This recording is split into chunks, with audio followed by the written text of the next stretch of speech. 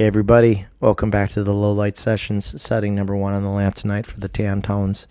Thanks for checking in with me. I really appreciate it. I must admit I don't feel very articulate tonight. I'm still, my emotions are all over the place with the loss of my sweet buddy Gabe, my beloved cat of 16 and a half years.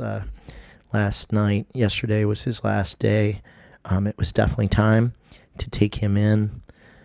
It couldn't have gone better at the vets. He'd been having liver problems, and more recently had stopped eating and was losing weight, and it was just getting bad. And since I went through that with my first cat, Gene, as well, and I let him go a little longer because I didn't really know what I was looking at as much, I couldn't let Gabe get completely skeletal, because the vet even said when I went, and he's a great vet, this guy, Dr. Latson here at Central Park Animal Hospital in Buffalo, he said cats will use like every resource they have to stay alive. Like basically they will use every resource of their body just to maintain their existence. And Gene certainly did, because he was so small when it was over. And you learn by experience. Fortunately, he was comfortable. Gabe never bothered him. When Gene was sick, Gabe never bothered him. He left him completely alone, which I really appreciated. So Gabe, I took him to the vet yesterday at about 5:30. My mom went with me, which was really nice. And there's a lot to say about it, but I feel too emotional to say everything right now. But it was like, among other things, it was like Gabe knew that he was in good hands. He's been to that vet before, and the guy is so kind and compassionate. He's everything you would want in a vet. And when I took Gene in, I actually had to take him to a clinic to have him put down, because my vet wasn't open the day that he was really bad, and it was kind of traumatic. It was a mixed experience. There was one doctor there who was really compassionate, and then there was another who was not, and then there was one like assistant who was really compassionate, and then there was one who was not. And if you're a pet owner, how upset, how emotional you get when your pets are in pain, and especially if they're at the end of their life. And then to have a mixed experience is a tough way to. It's a tough thing to have tied to the end of your pet's life. You don't want to remember it that way. You want it to be as gentle and compassionate as possible.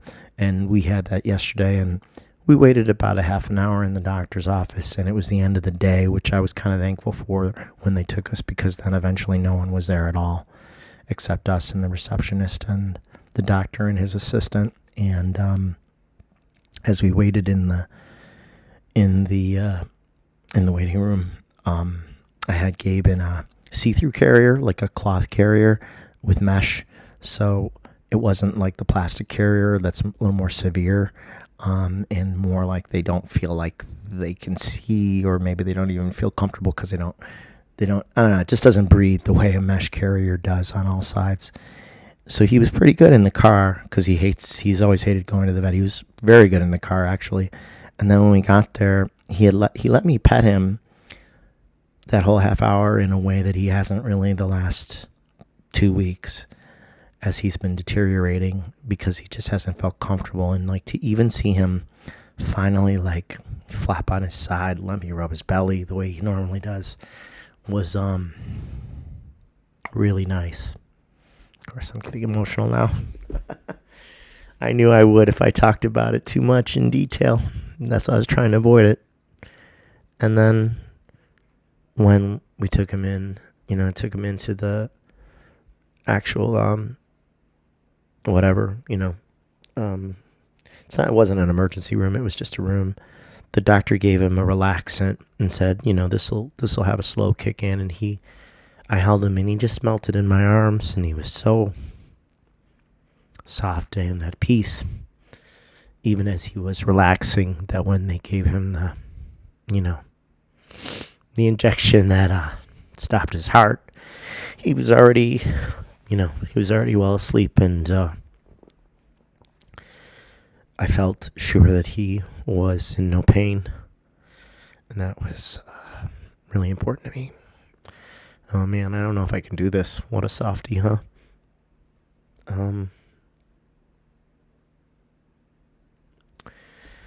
But really, I wanted to share with you a couple of kind of awesome things that came out of it. Well, first of all, my friend Anne, several weeks ago when I was doing a gig at the farmer's market here in Buffalo, it was almost 4 weeks ago, if you can believe it, I saw her standing away from me in the field. I was performing without a microphone, just with my acoustic guitar against the tree, and people were coming by and listening, and families and stuff, and tipping me, and it was early in the morning, and she was shopping, and she had a bundle full of flowers, and I joke with her really readily, so I just said, "Hey, did you steal those flowers?" And then I said, "And did you bring me flowers?" And she kind of, I caught her off guard, and she didn't know how to react, so then when I saw her a day later, she brought me daisies, yellow daisies, and you would think that they would not have lasted more than a day, right? But when I got home and put them in water, they just kept going. So those daisies in water and sunlight, went almost 4 weeks. And then when I brought Gabe home from the vet after, he'd been euthanized, my mom and I wrapped him in a blanket that he loved that has stars all over it, and kind of like he was lying in state in my little sitting room, which is a beautiful little room, because I buried him on my property yesterday, as I also buried Jean, and it is something my mom commented that she kind of wished that she'd had with her 2 dogs, who were both cremated, but like when she left the vat after their passing, she had to leave them there to have them cremated. Whereas with both Jean and now Gabe, I just couldn't leave them there. Like, I was just compelled. I was like, I couldn't leave them there. So I didn't. I took each of them home and buried them after a day.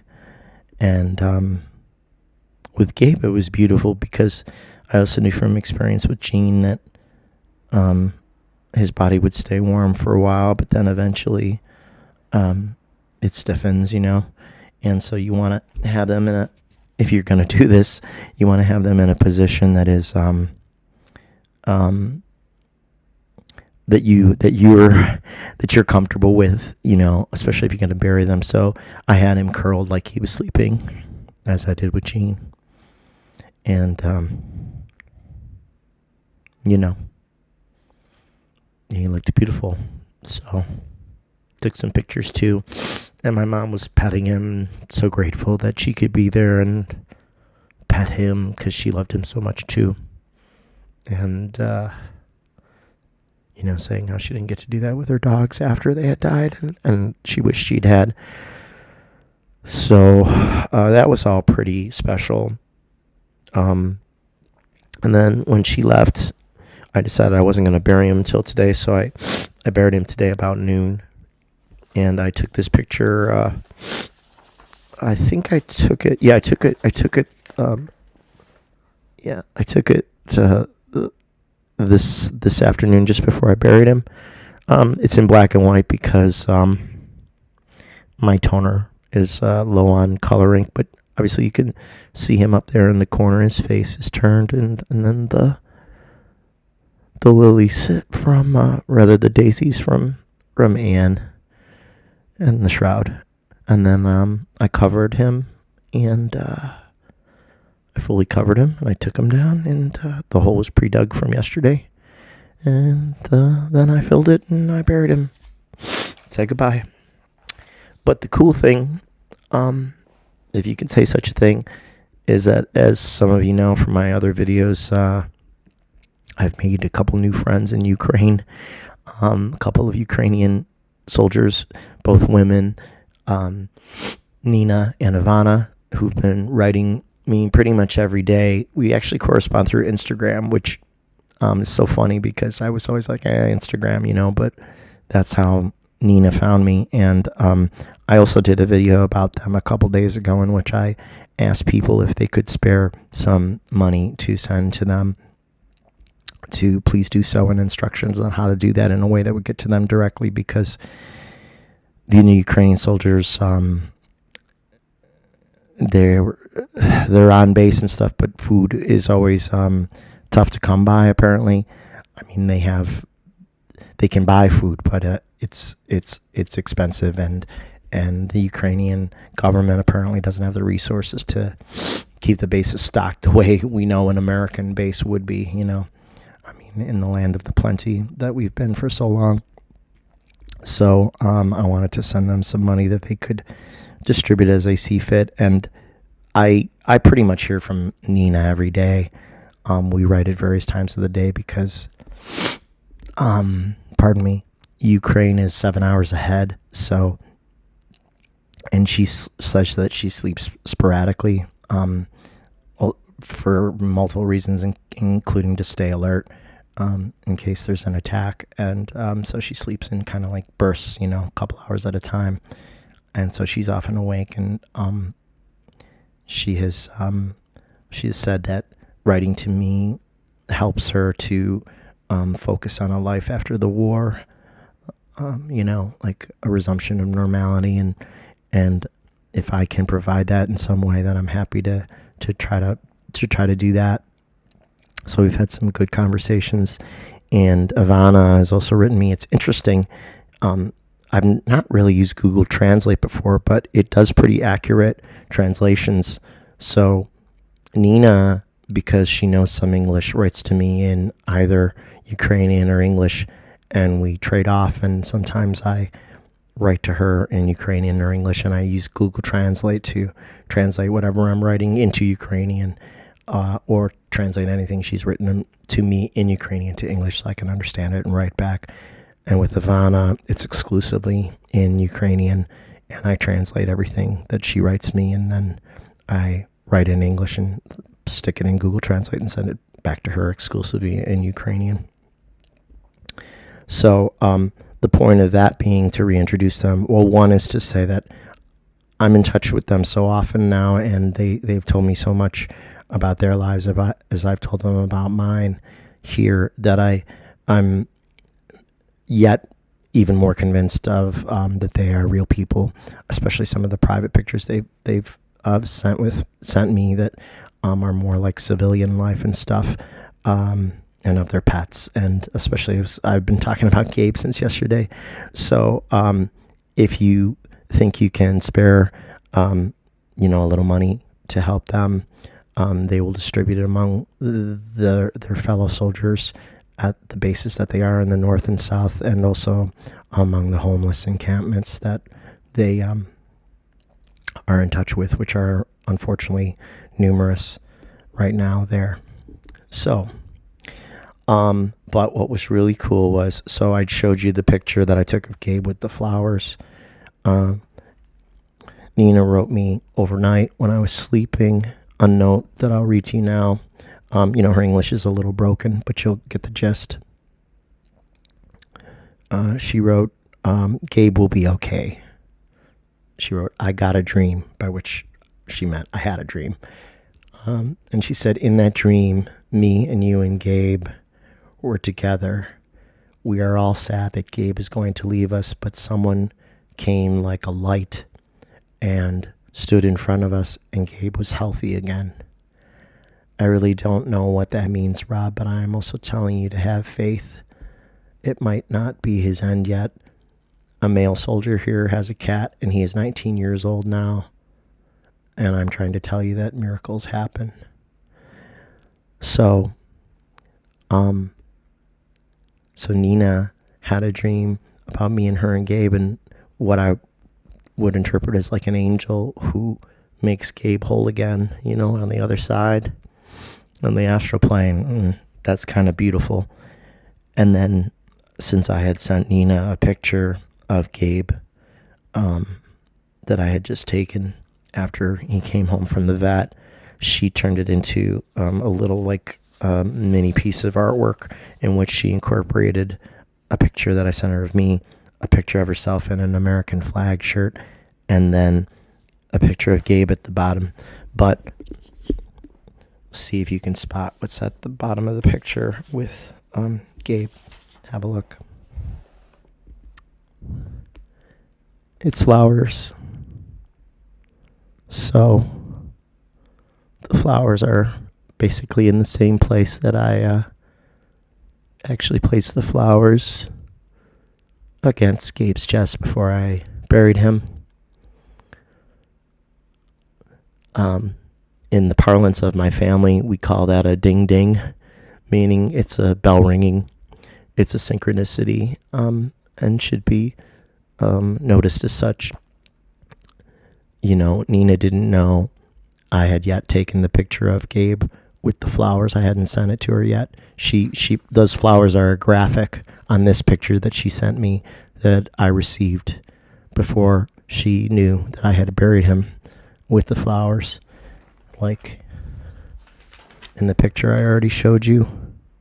And she said, as I mentioned, that she dreamt about me and her and Gabe apparently on the other side, and some kind of being of light coming and restoring Gabe to full health.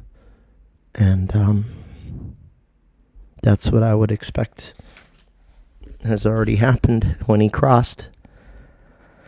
So even though I'm very sad,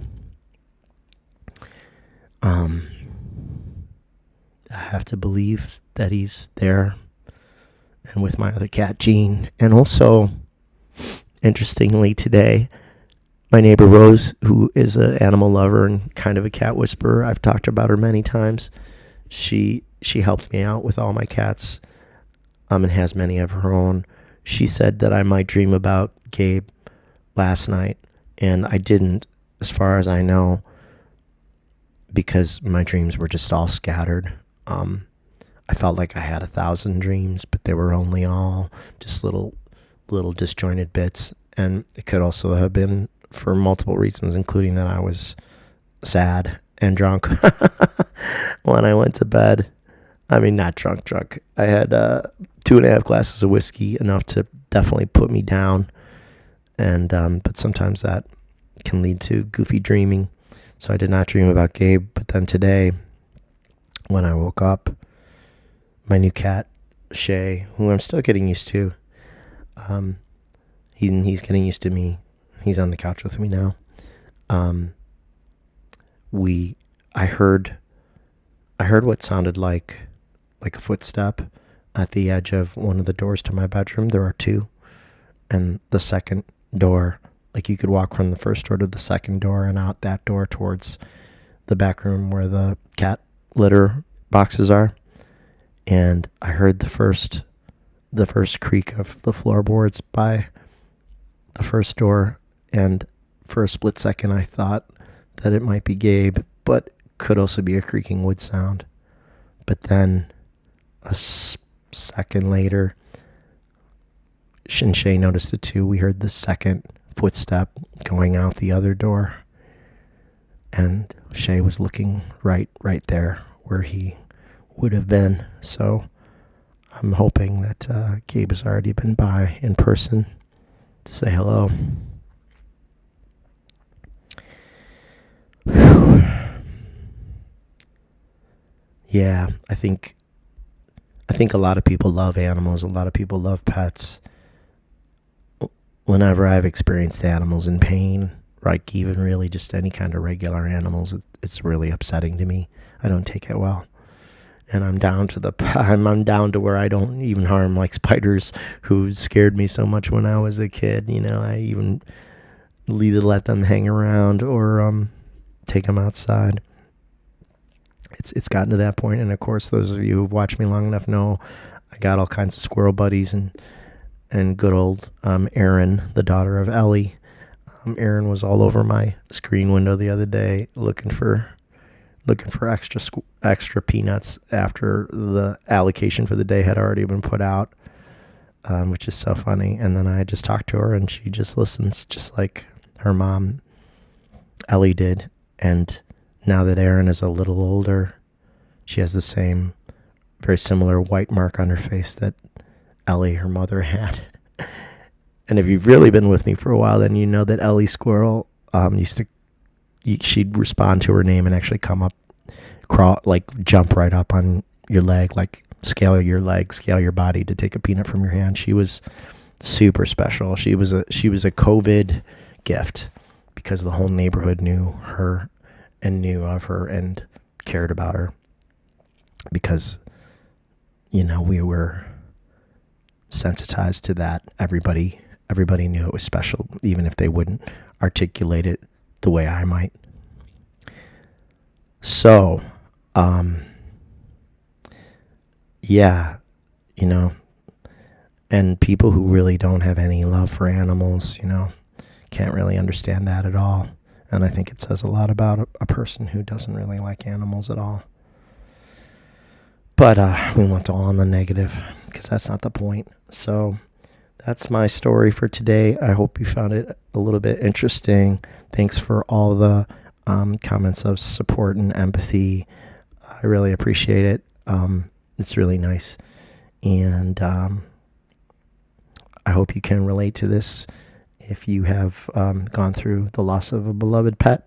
You're certainly welcome to share that story below, especially if you got a cool magical angle to it, as I kind of felt like I had when Nina wrote me about the dream and then the stuff with the flowers. I thought that was awesome. Okay, take care. Talk to you soon. Bye.